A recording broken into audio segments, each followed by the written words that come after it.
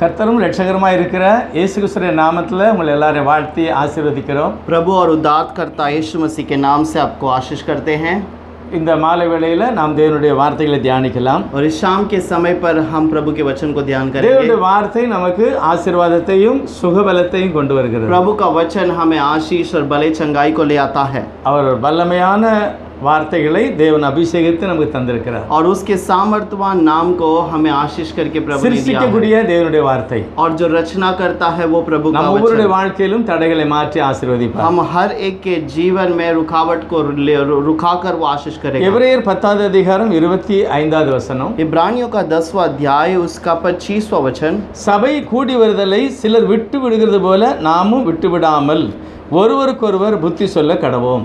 और जैसे कलीसिया में इकट्ठे होने के लिए लोग छोड़ देते हैं वैसे हम ना छोड़ें, हम उसके साथ भागी रहें। கர்த்தர் சொல்லுகிறார் சபை கூடி வருதலை விடக்கூடாது. प्रभु कहता है कि जो कलीसिया में इकट्ठे होते हैं उसे छोड़ना नहीं चाहिए। எதற்காக ஆண்டவர் இப்படிப்பட்ட காரியங்களை சொல்லுகிறார்? किस लिए प्रभु ऐसे बातों को कहता है? தாவீதும் கூட சொல்லுகிறார். दाऊद भी कहता है। அதாவது ஆகாமியனுடைய கூடாரத்தில் குடியிருப்பதை பார்க்கிறோம். தேவனுடைய சமூகத்தில் ஆசரிப்படியில் இருக்கிறதை நான் தேடுகிறேன் நாடுகிறேன். और व्यर्थ लोगों के बीच में बैठने से उत्तम प्रभु के भवन में बैठना रहना मैं चाहता हूँ। கர்த்தருடைய பாதம் அருமையானது. प्रभु के पैरों तले बैठना बहुत ही प्यारा है। வசனத்தை கேட்கிறது ஆசீர்வாதம். उसका वचन को सुनना आशीष की बात ஆகவே है। பரிசுத்த ஆவியானவர் எழுதி வைத்திருக்கிறார். और इसलिए पवित्र आत्मा उसे लिख कर रखा है। பரிசுத்தவானுடைய ஐக்கியம் சபை கூடுதலை விடாதீங்க. इसलिए पवित्र लोगों का इकट्ठा होना, प्रभु के भवन में इकट्ठा होना छोड़ना नहीं। கர்த்தர் மகிமைப்படுவார். क्योंकि वहाँ पर प्रभु महिमा पाता தேவ है, சித்தம் வெளிப்படும். प्रभु की मर्जी प्रकट होती है। ஒவ்வொருடைய தேவைகளையும் கர்த்தர் சந்தித்து ஆசீர்வதிப்பார். हर एक जरूरतों को प्रभु मुलाकात करता है, आशीष करता है।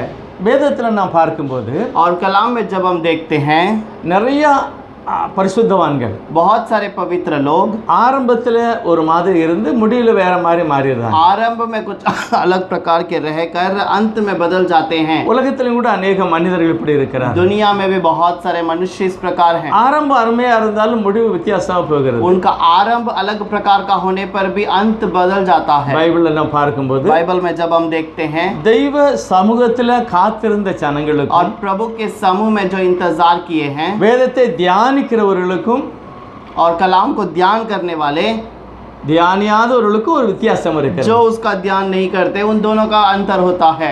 இதுல பார்க்கும்போது என்னுடைய இருதயம் என்னுடைய பார்வை எதை தேடுகிறதோ நாடுகிறதோ அதை சார்ந்து இருக்கிறது. क्योंकि ये बातें जो है हमारा हृदय हमारा मन जिस बात के ऊपर विचार करता है उसकी ओर रहता है। ஆண்டவராகிய இயேசுவானவர் ஒரு காரியத்தை சொல்லுகிறார். प्रभु यीशु मसीह एक बात को कहता है। லூக்கா 10வது அதிகாரத்துல लूक उसका 10वां अध्याय அவர் 34 35வது வசனத்துல 34 और 35वें वचन के உன் अंदर கண்ணானது சரீரத்தின் விளக்காய் இருக்கிறது. तेरा आँख जो है वो एक दिया है। உன் கண் தெளிவா இருந்தால் உன் சரீரம் முழுவதும் வெளிச்சமாய் இருக்கும். अगर तेरा आँख उजाला रहेगा तो तेरे पूरे शरीर में उजियाला रहेगा। உன் கண் இருளாய் இருந்தால் சரீரமே இருளாய் இருக்கும். अगर तेरे आँख में अंदर अंधेरा होगा तो पूरा शरीर अंधकार होगा। லூக்கா 11:35 சொல்கிறது. लोक 11:35 में कहता உன்னுடைய है வெளிச்சம் இருளாகாதபடி எச்சரிக்கையாய் இரு. तेरे अंदर की उजियाला जो है अंधेरा ना हो जाए उससे संभालते ध्यान से रहना। நம்முடைய பார்வை நம்முடைய வாழ்க்கையில நம்முடைய வாழ்க்கையை நடப்பிக்கிறது. और हमारा जो उजियाला है वो हमारे जीवन को चलाता है। நம்முடைய பார்வை தான் நம்முடைய வாழ்க்கையில் சில காரியங்களை நம்ம செய்யும்படி தோன்றுகிறது. और हमारा नज़र हमारे जीवन में कुछ कार्य को करने के लिए बताता है। ஆகவேதான் ஏசப்பா சொன்னாங்க, इसलिए यीशु मसीह कहता है உன் கண் தெளிவாக இருந்தால் சர்வம் முழுவதும் வெளிச்சமாக இருக்கும். अगर तेरे आँख में उजियाला हो तो तेरे पूरे शरीर में उजियाला रहेगा। யோசுவா புஸ்தகத்தில் यहोशुआ की किताब के अंदर 24வது அதிகாரம் 2வது வசனத்தில் और 24वें अध्याय के अंदर दूसरे वचन पर எதனால தேவனுடைய மனிதனாகிய ஆபிரகாமை குறித்து அவர் ஞாபகப்படுத்துகிறார். किस लिए वो अब्राहम के प्रभु के जो बच्चे अब्राहम के बारे में बताता है। ஆபிரகாம் ஆரம்பத்தில் அவர் நதிக்கு அந்த சைடில் இருந்தார். और अब्राहम आरंभ में नदी के उस पार पे रहता था, ஆகவே தான் அவர்கள் வேறு தேவர்களை வணங்கினார்கள். और इसीलिए उन लोगों ने वहां पर दूसरे देवताओं को नमन करने लगे. ஆகவே கர்த்தர் அவனை அழைத்து நான் காண்பிக்கிற தேசத்துக்கு வா அப்படி என்று கர்த்தர் அழைத்தார். और इसलिए प्रभु ने कहा मैं जिस देश को तुझे दिखाऊंगा उस देश पर तू आ जा. எதனால ஆபிரகாமுடைய வாழ்க்கையை மாற்றுவதற்காக. और किस लिए? ये प्रभु अपने बच्चों के जीवन को बदलाने के लिए है. கர்த்தர் எங்கேயும் நம்மை ஆசீர்வதிக்க முடியும். प्रभु कहां पर भी हमें आशीष कर सकता है. ஆபிரகாமை பத்தி சொல்லுகிறார், लेकिन अब्राहम को देखकर நான் कहता है காண்பிக்கிற இடத்துக்கு போனாதான் உனக்கு ஆசீர்வாதம். मैं जिस स्थान पे दिखाऊंगा वहां तू जाएगा तो आशीष है. ஏரியாவை மாற்ற வேண்டும். और तू अपने रहने वाले स्थान को बदल दे. ஏனென்றால் அங்கு உள்ள ஜனங்கள் விக்கிரக ஆராதனை செய்கிறார்கள், இவனும் அதை செய்கிறான். क्योंकि वहां पर रहने वाले लोग मूर्ति पूजा करते हैं और ये भी उसका बागी हो चुका है. கவனிக்கும் போது ஆதியாகமம் 4வது அதிகாரம், हम उत्पत्ति के 4th अध्याय पर जब ध्यान दें, அங்க தேவனுடைய வசனம் நிறைய காரியங்களை வெளிப்படுத்துகிறது. प्रभु का वचन बहुत सारे बातों को प्रकट करता है. நிறைய பேருக்கு அந்த 4வது அதிகாரம் விளங்கவில்லை. बहुत सारे लोगों को 4था अध्याय समझ में नहीं आता. அதாவது வேதம் ஒரு சில காரியங்களை வேறு பிரித்து காண்பிக்கிறது. और कलाम वहां पर कुछ लोगों को कुछ बातों को अलग करके बताता है. 4வது அதிகாரத்தையும் 5வது அதிகாரத்தையும் மிக்ஸ் பண்ண கூடாது. और 4था अध्याय और 5वें अध्याय को हमें एक साथ नहीं जोड़ना है. 4வது வேற அதை காண்பிக்கிறார் கர்த்தர், இது இப்படி ஒரு கூட்டம் அப்படின்னு और காண்பித்திருக்கிறார். वहां पर 4था एक बात है, एक झुंड को प्रभु दिखाता है, ये अलग झुंड है, इस प्रकार का है. ஆனா 5வது அதிகாரத்துல வேறொரு கூட்டத்தை பற்றி காண்பிக்கிறார். लेकिन 5वें अध्याय पर दूसरे एक झुंड के बारे में बताता है. 4வது அதிகாரம் காயினுடைய ஒரு சந்ததியையும் அவனுடைய பழக்க வழக்கங்களையும் காண்பிக்கிறது. और उसके 4थे अध्याय के अंदर वो काइन के संतान और उसके रीति रिवाज को बताता है. அவருடைய பழக்க வழக்கம்லாம் வித்தியாசமானது. उसके रीति रिवाज सब अलग प्रकार का है. அவர்களை பைபிள் சொல்கிறது மனுஷ புத்திரர். और उनके बारे में लो वचन कहता है कि ये मनुष्य के पुत्र யார் हैं. மனுஷ புத்திரர்? कौन मनुष्य का पुत्र है? காயினுடைய சந்ததி. काइन की संतान. இது 4வது அதிகாரத்துல ஒரு குறிப்பிட்ட காரியம் வரைக்கும் எழுதி காண்பித்து और விட்டு ये 4थे अध्याय पर कुछ बातों तक लिखने के बाद அவருடைய சரீரத்தை அவங்களுடைய சரித்திரத்தை அப்படியே நிறுத்திவிட்டு और उनके इतिहास को वहां पर छोड़ दिया गया. ஏனோஸ் சேத்துல இருந்து 24 25 இருந்து ஆரம்பிக்கிறார். और वो 24-25वें वचन से लेकर सेत से लेकर येनोस उसके आगे के संतान को அதாவது लिखता है. ஆதாம் இழந்து போன ஆபேலுக்கு பதிலாக தேவன் வேறொரு ஒரு புத்திரனை அவனுக்கு கொடுக்கிறார். और प्रभु जो जैसा आदम से खोया हुआ आबेल को छोड़कर वो नए पुत्र को सेत से जो पाता है उसके बारे में இப்போ बताता நான் है. புரிந்து கொள்ள வேண்டும், ஆதாமுடைய முதல் புத்திரன் ஆபேல். और पहले हमें समझना है आदम का पहला पुत्र आबेल, இப்போ அதை இழந்து விட்டான். उसे उसने खो दिया. அதற்கு பதிலாக கர்த்தர் வேறொரு புத்திரனை கொடுக்கிறார், அது சேத். और उसके बदले में प्रभु एक अच्छे संतान को देता है, वो सेत. அதாவது ஒரிஜினல் அழிக்கப்பட்டது, एक जो ओरिजिनल था वो नाश किया गया. ஆண்டவர் திரும்ப ஒரு ஒரிஜினலை கொடுக்கிறார். प्रभु फिर से एक ओरिजिनल को देता அங்க है இருந்து தான் சரித்திரமே और ஆரம்பிக்கிறது. वहां से इतिहास आरंभ होता है. ஆதியாகமம் 5வது அதிகாரத்துல இருந்து சேத்துனுடைய வம்சம் ஆரம்பிக்கிறார். उत्पत्ति का 5वें अध्याय से लेकर शेत की संतान आरंभ होती இந்த है. சந்ததியை என்ன சொல்லுகிறது? தேவனுடைய புத்திரர். और इस संतान के बारे में कलाम कहता है कि ये परमेश्वर का पुत्र இது है, தேவனுடைய பிள்ளைகள். ये प्रभु के बच्चे हैं.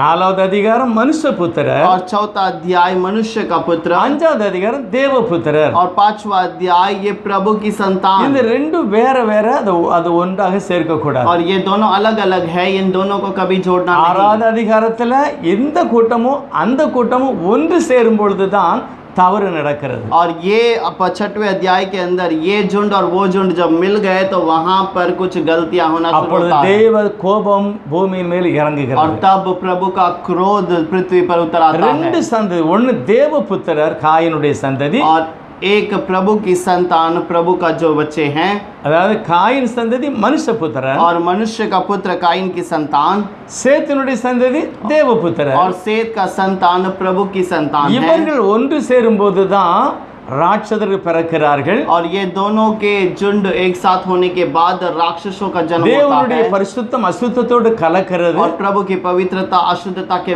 साथ मिल जाता ஆகவேதான் है. கர்த்தர் மனிதனை உண்டாக்குனதுக்காக நான் மனஸ்தாபப்படுகிறேன். और इसलिए प्रभु कहता है मनुष्य को उत्पन्न के करने के कारण मैं दुखित होता हूँ. இந்த வார்த்தை வாசித்து நம்ம 5வது அதிகாரத்தை தியானித்து வந்தால், और ये वचन को पढ़ के आगे ध्यान करते हुए आए तो கீழே வரும்போது नीचे आने के समय पर அந்த ஆதியாகமம் 5வது அதிகாரத்துல அதிகாரத்தில் வாசிக்கும் போது அங்க அதே அந்த சேத்து வம்சத்துல தான் ஆபிரகாம் வருகிறார். और उसी वहां पर पढ़ के आने के समय पर उसी वो संतान के अंदर वो शेत का वंश आता है। 1 நாளாகமம் 1வது அதிகாரத்துல और पहले इतिहास के अंदर पहला अध्याय पर கர்த்தருடைய ஆவியானவர் தெளிவாக ஆதியாகமம் 5வது அதிகாரத்தில் உள்ள ரகசியத்தை அப்படியே எழுதி और வைத்திருக்கிறார். प्रभु उस उत्पत्ति के अंदर आने वाले वही गुप्त बात को फिर से वहां पर दोहराता है। லூக்கா 3வது அதிகாரம் கடைசியிலும் கூட கர்த்தர் அதே காரியத்தை திருஷ்டாந்தப்படுத்தி வைத்திருக்கிறார். लोक 3 अध्याय पर आखिरी अध्याय के वचन के अंदर भी प्रभु उसी बात को फिर से दृश्यता से बताता 1 है। நாளாகமம் 1வது அதிகாரம் 27வது வசனத்துல पहला इतिहास का पहला अध्याय 27 वचन के ஆபிரகாம் अंदर வருகிறார்.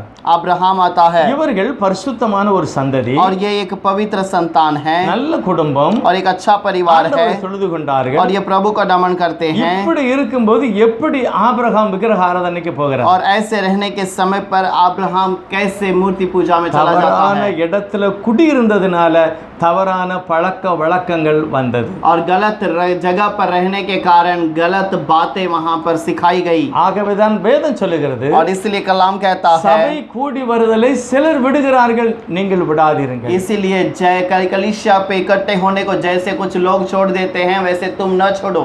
நீங்கள் குடியிருக்கிற எல்லை எப்படியோ அப்படியே நீங்கள் மாறி விடுவீர்கள். और तुम जिस स्थान पे रहोगे उसके समान तुम बदल जाओगे। ஆகவே நீங்கள் குடியிருக்கிற இடம் கவனம். और इसलिए जहां पर तुम रहते हो ध्यान रखो। உங்களுடைய வீட்டுக்கு அடிக்கடி வருகிற யாரா இருந்தாலும் சரி, அவங்களுடைய பழக்க வழக்கம் எப்படியோ அப்படி உங்களை சாரும். और वहां पर तुम्हारे साथ में रहने वालों का जो रीति रिवाज या चाल चलन है उसके समान तुम्हारी चाल चलन நாம் बदल தேவனுடைய जाएगी। பிள்ளைகள், हम प्रभु के बच्चे நம்முடைய हैं। வீட்டுல குடும்ப ஜெபம் இருக்க வேண்டும். हमारे घर के परिवार के अंदर जो परिवार का प्रार्थना होना தனி चाहिए, ஜெபம், अकेला प्रार्थना, வேதம் வாசிப்பு, कलाम पढ़ना ஒழுக்கம் और एक नेक से रहना, எல்லாம் இருக்கணும். ये सब होनी அப்ப चाहिए। வெளியே இருந்து வருகிறவர்கள் நம்மளை பார்த்து கற்றுக்கொள்வார்கள். अब दूसरे जो बाहर से आएंगे वो हमें देखकर सीखेंगे। இது ஒரு வெற்றி உள்ள கிறிஸ்தவ और வாழ்க்கை. ये एक जय का मसीहा का जीवन है। ஒருவேளை வெளியே இருந்து உங்க வீட்டுக்குள்ள வருகிறவர்கள் या फिर बाहर से कोई आकर आपके साथ रहने ஏதோ वाले தவறானதை போதித்து உங்களை மாற்றிவிட்டால், अगर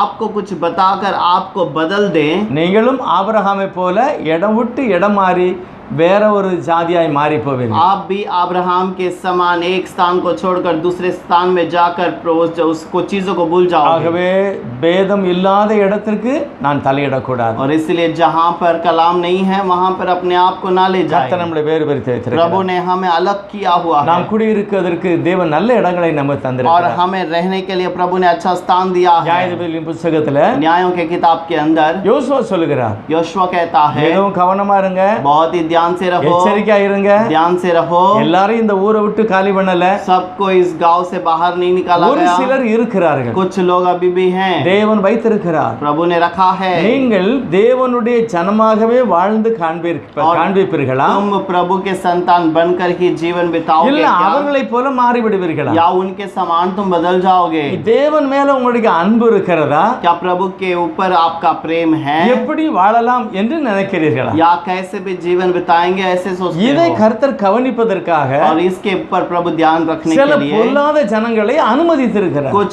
गलत चीजों को लोगों को तुम्हारे बीच में रखा है। கர்த்தர் கவனிக்கிறார், प्रभु ध्यान रखता है எப்படி வாழுகிறார். ये कैसे जीवन ஆனா बिताता யோசுவா है। சொல்லுகிறார், योशुआ कहता है நானும் என் வீட்டாரும் உண்டா मैं और मेरे घराने கர்த்தரையே சேவிப்போம். प्रभु की सेवकाई करेंगे। கர்த்தர் நல்லவர், प्रभु भला அவர் है, என்னை ஆசீர்வதிப்பார், वो मुझे आशीष करेगा, அவர் என்னோடு கூட இருப்பார். वो मेरे संग रहेगा। ஆகவே அவர் ஒருவரையே நாங்கள் और ஆராதிப்போம். इसलिए केवल हम उसकी उपासना करेंगे। ஆனால் இந்த ஜனங்கள் யோசுவா 2வது அதிகாரத்துல கொஞ்சம் கடந்து போகும்போது, लेकिन थोड़े आगे जाने के बाद योशुआ की किताब पर யோசுவா காலத்துக்கு பிறகு योशुआ के समय के ஒரு बाद சந்ததி போய் மறு சந்ததி வரும்போது एक संतान खत्म होकर जब दूसरी संतान आती है பாகாலை வணங்க वो ஆரம்பிக்கிறார்கள். पाहाल को नमन करना शुरू कर देते எப்படி हैं। இந்த பழக்கம் வருகிறது? कैसे ये रीति आ गई யாரோடு பழகினார்களோ அந்த பழக்கம் வருகிறது. और किसके साथ ये रहते थे उनकी आदत इनको लग गई है। எப்படி போய்விட்டது பரிசுத்தம்? कैसे पवित्रता चला गया है। இருக்கிற ஏரியாவை பொறுத்தது, और जहाँ पर हम रहते हैं उस स्थान पर பழகுகிற ஜனங்களை பொறுத்தது, हम जिस लोगों के साथ मिले जुल कर என்னுடைய रहते हैं பார்வை எதற்கு மேல அதிகமா இருக்கிறதோ அதை பொறுத்தது. और जहाँ पर मेरी नजर रहती है उस स्थान के अनुसार। ஆகவேதான் கர்த்தர் சொல்லுகிறார், इसलिए प्रभु कहता அவரை है நோக்கி பார்த்த ஜனங்கள் பிரகாசம் அடைந்தார்கள், उसकी ओर जो देखते हैं वो प्रकाशमान ஒரு बन गए, நாள் வெட்கப்படவில்லை. कभी भी शर्मिंदा न ஆகவே हुए। நான் இயேசுவையே நோக்கி और பார்க்கிறேன். इसलिए मुझे यीशु की ओर देखना है। எப்படி இந்த பரிசுத்தமான ஜனம் இப்படி மாறி போகுது? कैसे ये पवित्र लोग ऐसे बदल जाते हैं। நியாயாதிபதிகளின் புத்தகத்துல न्यायों के किताब के अंदर 17வது அதிகாரம் 17वां अध्याय ஒரு पर சில வசனத்தை நாம் தியானிக்க போகிறோம். कुछ वचनों को हम ध्यान करेंगे। இந்த எப்ராயிம் என்கிற ஒரு மலை தேசத்திலே और एफ्राइम करके एक पहाड़ी देश में மீகா என்கிற ஒரு மனுஷன் இருக்கிறான். मीका नामक एक पुरुष था அவனுடைய தாயார் கொஞ்சம் பணங்களை கொஞ்சம் கொஞ்சமா சேர்த்து சேர்த்து ஏதோ சேர்த்து வைத்திருக்கார். और उसकी माता ने कुछ पैसे जमा कर कुछ जो जमा किए हुए पैसे रखे हैं। ஆனா திடீர்னு பார்க்கும்போது பணத்தை காணல. और अचानक उसने देखा उनके घर के जो इकट्ठे किए हुए पैसे गायब हो चुके। ஏதோ ஒரு திருடனோ திருடியோ என்னுடைய வீட்டில் உள்ள பணத்தை கொண்டு போய் விட்டார். और किसी ने आकर मेरे घर पे चोरी कर लिया है, मेरे चीजों को लूट लिया है। ஆகவே அந்த தாயார் மிகவும் சபித்து அவங்கள் விளங்கவே கூடாதுன்னு சொல்லி சபிக்கிறாள். और इसलिए वो माता वहां पर शाप देती है कि जो चोरी किया है वो उसकी जीवन नाश हो जाए। ஆனா யார் திருடுனது? लेकिन किसने चोरी की? அவனுடைய பையன் தான் திருடி இருக்கிறான். उसी के बेटे ने चोरी किया है। அம்மா நீங்க சபிக்காதங்க. उसने कहा है माँ तू श्रापित मत நான் कर, தான் அதை எடுத்தேன். मैंने ही उसे लिया है। உடனே அவள் சொல்லுகிறாள், तुरंत वो कहती है கர்த்தர் உன்னை ஆசீர்வதிப்பார். यहोवा की ओर से तेरी आशीष हो। எப்படி ஒரே ஊற்றுகளிலிருந்து நல்லதும் தீயையும் வருகிறது. और जैसे एक ही सोते से अच्छे और बुरे चीज आती தவறான है, பழக்க வழக்கம். एक गलत रीति। அந்த நிறைவான பணத்தை தன்னுடைய தாயாரிடத்தில் கொடுக்கிறார். और वो जो पैसे चोरी किया हुआ था उसने अपने माता को दे दिया। 3வது வசனம் சொல்கிறது நியாயாதிபதிகள் 17:3. न्यायों के किताब 17:3 में कहता है அதை அவள் தாயார் வெட்டப்பட்ட ஒரு சுரூபத்தையும் மார்பிக்கப்பட்ட விக்கிரகத்தையும் செய்வதற்காக அதை கர்த்தருக்கென்று கொடுக்கிறாள். और तब उसकी माता ने उस पैसे को जो है एक दो जो है मूर्ति बनाने के लिए एक खुदा हुआ और एक दूसरी डालकर बनाई गई मूर्ति के लिए वो पैसे देती है। கொஞ்சம் வாசிக்கும்போது பார்த்தீங்கன்னா ஒரு நல்ல நிறைய பைசா இருக்கிறது. और उस वचन को पढ़ेंगे तो वहाँ पर लिखा है बहुत अच्छी अधिक पैसे हैं। அவ சொல்லுகிறா இந்த 1100 வெள்ளிக்காசை நான் முற்றிலும் கர்த்தருக்கு கொடுக்கிறேன். 1100 टुकड़े को चांदी को मैं यहोवा को दे देती हूँ। ஆனால் அது அவள் சொன்னபடி செய்யல. और वैसे कहा हुआ काम नहीं किया। 4வது வசனம் சொல்லுது 200 வெள்ளியை எடுத்து சிலை செய்வதற்கு கொடுத்து விட்டார். और 4था वचन में कहता है उसने 200 रुपए उस पर से लेकर उसने उसको मूर्ति को लेने के लिए दे இவள் दिया। யாரு? ये कौन है? தேவனுடைய ஜனம். ये यहोवा का एक परिवार है। எப்ராயிம் என்கிற இடத்துல இருக்கிறார். इब्राहिम के स्थान पर रहते நல்ல हैं, இடம். एक अच्छा स्थान है। ஆனா தவறான ஒரு கொள்கை எப்படி வருகிறது? लेकिन एक गलत बात कैसे अंदर आ அங்க चुकी? சில ஆட்கள் இருக்கிறார். वहाँ पर कुछ लोग हैं இவருடைய கவனம் தெய்வத்தை சார்ந்திருக்கவில்லை, ஜனங்களை சார்ந்திருந்தது. और इसकी नजर यहोवा की ओर नहीं बल्कि लोगों की ओर थी। நிறைய பேர் பார்த்தீங்கன்னா बहुतों को अगर देखें எவ்வளவுதான் தெய்வத்தை வணங்கினாலும் कितना भी प्रभु को नमन क्यों ना சில करे, நேரத்துல ஜோசியம் பார்க்க कुछ போய்விடுவார்கள். समय पर वो अपने हाथ का जो रेखा देखकर उसको कोई जादू टोना करने वाले के நல்ல पास चले நேரம் जाते பார்ப்பாங்க. हैं। अच्छा समय देखते हैं வாசல் இப்படி இருக்கணும், और उनका दरवाजा इस तरफ होना சமையல் चाहिए, இப்படி இருக்கணும். उनका जो रसोई है वो इस तरफ होनी இது चाहिए। எல்லாமே தேவனுடைய ஜனங்கள் பார்க்கிறது. और ये लोग एक दूसरे को देखना, குணப்படாதவர்கள், ये जो अपने आप को चंगाई नहीं இவளை कर போல पाते, உள்ளவர்கள், इसके समान रहने वाले, எகிப்து தேசத்தில் இருந்தவர்கள் मिस्र देश में रहने वाले, செழிப்பின் தெய்வம் பாகாலாக வழங்குகிறார்கள். अब इनको फलदारी का खुदा बाल करके मानते हैं கண்ணுக்குட்டியை வணங்குதாங்க. और ये एक बछड़े को नमन करते हैं। ஆகவே உங்களுக்கு அடிக்கடி என்ன ஞாபகம் வருதுன்னா, और उनको बार बार क्या याद நான் आता है? நல்லா இருக்கணும்னா கண்ணுக்குட்டியை கும்பிடணும். अगर मुझे अच्छे से रहना है तो इस बाल को नमन करना है। எவ்வளவுதான் வேதத்தை கற்றிருந்தாலும் और कितना भी प्रभु को कलाम को सीखे हो तो भी, கஷ்டம் வரும்போது और जब समस्या बढ़ நான் நல்லா जाता है, இருக்கணும்னா இதை செய்யணும். अगर अच्छा रहना है तो मुझे ये कार्य करना होगा। எத்தனை கிறிஸ்தவர்கள் மொட்டை போடுறாங்க, कितने मसीहा के लोग अपने बाल को मुंडन எத்தனை करते பேர் हैं, தாயத்து கட்டுதாங்க, कितने लोग अपने हाथ में पैर में धागा எத்தனை பேர் बांधते हैं, தகடுகளை கட்டுகிறார்கள், कितने लोग कुछ अलग अलग चीजों को बांधते எத்தனை हैं, பேர் யார்கிட்டயாவது கையை காமிக்கிறாங்க. और कुछ लोग किसी के पास जाकर अपने हाथ की रेखा दिखाते இதெல்லாம் हैं, யாரையோ பார்த்து அவர்களுக்கு பின்னால போறது. और ये किसी और को देखकर उनके पीछे चलते हैं। கர்த்தரை நம்புகிறவர்கள் செழிப்பார்கள். जो यहोवा के ऊपर भरोसा रखते हैं वो फलदारी ஆண்டவர் होंगे। கவனிக்கிறார். प्रभु देखता நீ है என்ன செய்து तुम கொண்டிருக்கிறாய், क्या करते हो, உன் இருதயம் எங்க சாய்கிறது. तुम्हारा हृदय किसकी ओर है। விக்கிரகத்தை பார்க்க கூடாது, கொடுக்கக்கூடாது, வழங்கக்கூடாது, செய்யக்கூடாதுன்னு சொன்ன தேவனுடைய ஜனம் விக்கிரகத்தையே உண்டு பண்ணதாங்க. और जो खुदा ने कहा कि मूर्ति को नमन न करना, ना बनाना, ना उसको मेरे समान उसकी आराधना करना, वही लोग उसकी मूर्ति बनाते हैं। செய்யக்கூடாதுன்னு நல்லா தெரியும், அவளே செய்தான். और जो नहीं करना है करके जानती है वही लोग उसे करते हैं। ஒரு விக்கிரகத்தை செய்து கொண்டு பார்க்கப்பட்ட விக்கிரகத்தை கொண்டு வந்து செதுக்கப்பட்ட விக்கிரகத்தை கொண்டு வந்து தன்னுடைய வீட்டுக்குள்ள ஒரு விசேஷமாக ஒரு அறையை ஒதுக்கி வச்சுட்டாங்க. और एक मूर्ति, खुदा हुआ मूर्ति और एक डालकर बनाया हुआ मूर्ति को लाकर उसके लिए एक अलग देवस्थान बनाकर रख दिया। மீகா தன்னுடைய மகனையே பிரதிஷ்டை பண்ணுகிறான். और मीहा अपने बेटे को उसका पुजारी बनाता है। அவர் ஒரு திருடன், वो एक चोरी करने वाला, தவறான தாயினுடைய மகன், गलत बेटे का माँ का बेटा है, செய்கிற வேலை தவறானது, जो काम किया वो गलत है எல்லா நடையும் தப்பு. और सब चाल चलन गलत है। ஆனால் பிரதிஷ்டை அது தேவனுடைய ஜனங்கள் செய்கிற வேலையை செய்கிறான். और प्रभु के लोग करने वाले काम को वो अपने बेटे के लिए करता தவறான है, ஒரு காரியத்தை செய்கிறான். गलत बात को करता है।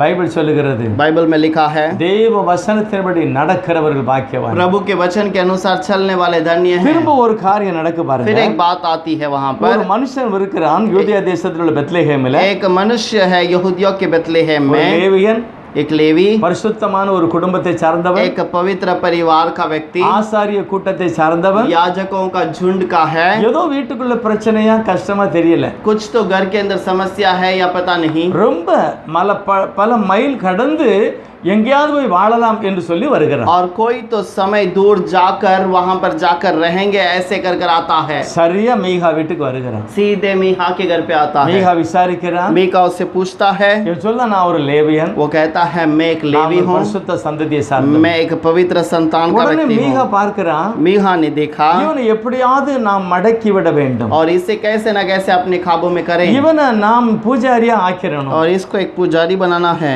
ரெண்டு பேருமே தேவனை அறிந்தவர்கள், दोनों प्रभु को जाने हुए लोग हैं, தவறானதை செய்து விட்டார்கள். गलत काम को कर दिए। இப்ப மீகா என்ன செய்கிறான்னா, இவனை பிரதிஷ்டை பண்ணுகிற ஆசாரியனாக, और मीका उस व्यक्ति को, उस जवान को वो उसका उद्घाटन करता है कि वो इस पुजारी बन जाए। ஆபிரகாம் அதாவது மோசே வந்து ஆரோனை blessing பண்ணுகிறார். और मूसा आकर हारून को वहां पर आशीष करता है। கர்த்தர் சொன்னார், அவனை நீ அபிஷேகம் பண்ணு. प्रभु ने कहा तो उसे आशीष कर। சாமுவேல் தாவீதை அபிஷேகம் பண்ணுகிறார், சவுலை அபிஷேகம் பண்ணுகிறார். सैमुएल आकर साउल को अभिषेक करता है। யார் யார் அபிஷேகம் பண்ணணும்னு கர்த்தர் வைத்திருக்கிறார். कौन किसे अभिषेक करना है ये प्रभु ने कहा है। இந்த லேவிய கூட்டம் தான் அவன் அபிஷேகம் பண்ணா பரவாயில்ல, இப்ப அவன் இவன் அபிஷேகம் பண்ணுவான். और ये लेवी का झुंड उसे अभिषेक करना चाहिए, लेकिन वो उस लेवी को अभिषेक करता இவனுக்கு है। என்ன தேவை? इसको क्या जरूरत है? சாப்பாடு தான் தேவை. इसको केवल भोजन की जरूरत பைபிள் है। சொல்லுகிறது, बाइबल में लिखा है, உனக்கு நான் சாப்பாடு தாரேன், मैं तुझे भोजन दूंगा, மாற்று வஸ்திரம் தாரேன், मैं तुझे वस्त्र दूंगा, நீ எனக்கு என்ன செய்ய,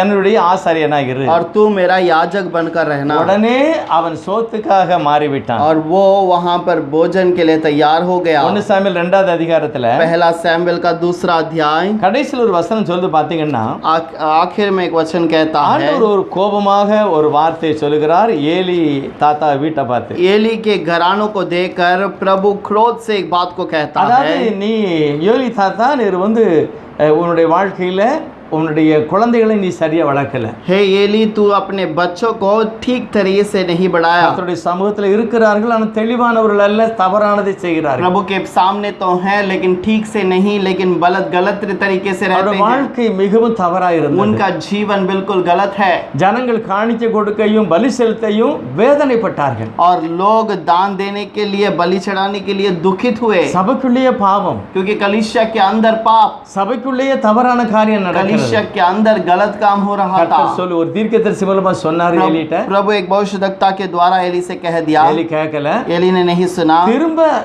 சின்ன சாமுவேல் மூலமா பேசி சொன்னார், और फिर सैमुएल के द्वारा, छोटे सैमुएल के द्वारा बातें किया, அதையும் அவர் கேட்கல. उसे भी उसने नहीं உடனே सुना। கர்த்தர் வார்னிங் பண்ணுகிறார், लेकिन तुरंत प्रभु से चेतावनी உன்னுடைய देता है, பிள்ளைகளை நான் அடிப்பேன். तेरे बच्चों को मैं मारूंगा। ஒருவேளை உன் சந்ததியில வருகிற பிள்ளைகளை பற்றி சொல்லும்போது और तेरे बच्चे के जीवन में आने वालों के बारे में कहता है। வசனத்தை நான் முழுதும் வாசிக்கிறேன், उस கவனிங்க. वचन को मैं पढ़ता हूँ, सुनिए। 1 சாமுவேல் 2வது அதிகாரம் 36வது வசனம். पहला सैमुएल 2 अध्याय 36वां वचन। கர்த்தர் சொல்லுகிறார், प्रभु यहोवा कहता है, அப்பொழுது உன் வீட்டிலே மீதியா இருப்பவன் எவனோ और ऐसे होगा कि तेरे घरों में जो बचा रहेगा அவன் ஒரு வெள்ளி பணத்துக்காகவும் वह उसी के वो एक टुकड़े के चांदी के लिए ஒரு அப்ப துணிக்காகவும் या एक रोटी के लिए யார்கிட்டயாவது போய் கெஞ்சுவான். और किसी के पास जाकर विनती करेगा, சாப்பாடு கொடுங்கய்யா, நான் ஊழியம் செய்கிறேன். मुझे भोजन दो, मैं तुम्हारे लिए सेवकाई இதுவா करूंगा। ஊழியம்? क्या ये सेवकाई है? தேவன் இப்படி அழைத்தார். क्या प्रभु ने इसलिए हमें நிறைய बुलाया? ஊழியக்காரங்களோட இப்படி சார்ந்து இருக்கிறார். बहुत सारे सेवक लोग ऐसे भरोसे पे हैं। யாராவது ஏதாவது கொடுப்பாங்களா? क्या कोई कुछ देगा?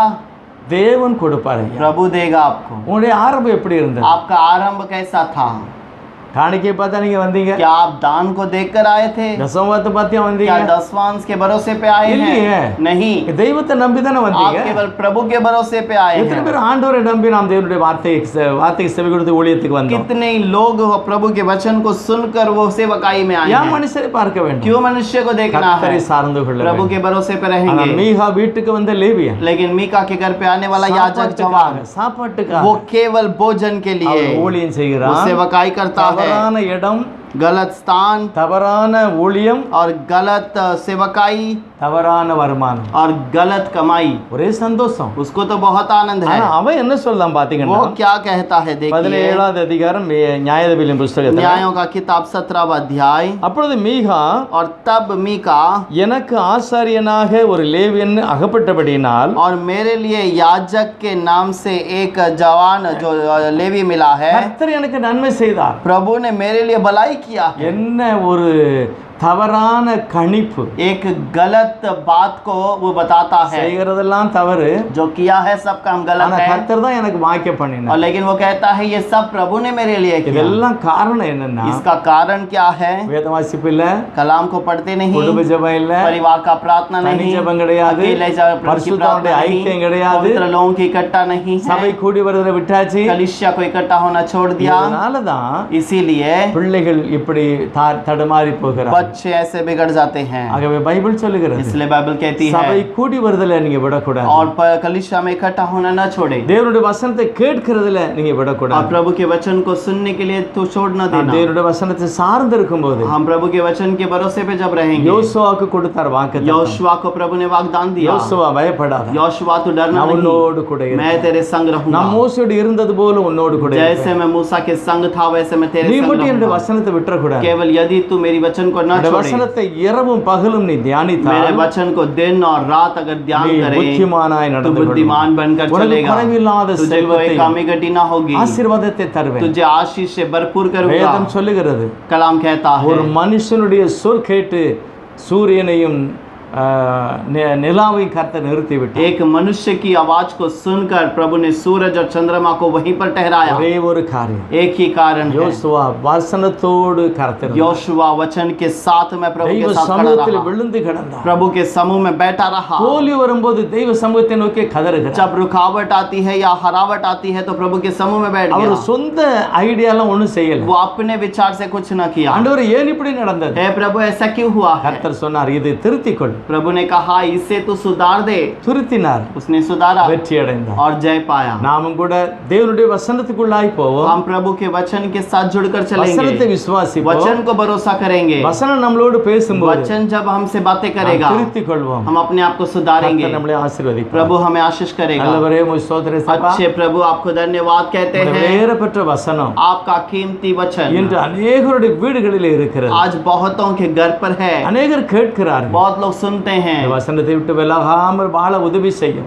वचन से दूर न होते हुए उसके भरोसे पे जीवन வசனம் बिताने அவரோடு दे। பேசட்டும். वचन बातें करने दे। இந்த கடைசி நாளில इस आखिरी दिनों में சிலர் விலகுது மாதிரி விலகாமல் कुछ लोग जैसे भटक जाते हैं वैसे नहीं। தேவனோடு சார்ந்து வாழ கிருபை हम செய்யும். प्रभु के भरोसे में रहने के நோய் लिए நொடி मदद இல்லாத करें। ஒரு வாழ்க்கை, बिना किसी बीमार के जीवन, குறைவில்லாத செல்வத்தை சுகத்தையும் கொடுத்து காத்து बिना किसी कमी घटी से धन और आशीष को दे। இயேசுவே நீர் அப்படியே செய்து ஆசீர்வதிங்க. प्रभु आप ऐसे ही देकर आशीष कीजिए। அவருடைய சூழ்நிலை மாறட்டும். उनकी परिस्थिति बदल அந்த जाए ஏமாற்றுதெல்லாம் மாறட்டும். और जो फंसाते हैं उसे बदल दे। இழந்ததெல்லாம் திரும்ப கொடுங்கப்பா. जो खोल गए हैं उसे वापस लौटा வேத दे। வசனம் அப்படிதான் சொல்லுகிறது. कलाम का वचन ऐसे ही कहता கேட்கிற है, எவனும் பெற்றுக்கொள்ளுவான். जो भी मांगता है वो उसे पाता है। நிறைவான ஆசீர்வாதத்தை கொடுத்து காத்துக்கொள். भरपूर आशीष के साथ இயேசு रहकर கிறிஸ்துவின் चलाइए। நாமத்தில் பிதா. यीशु के नाम से मांगते हैं पिता।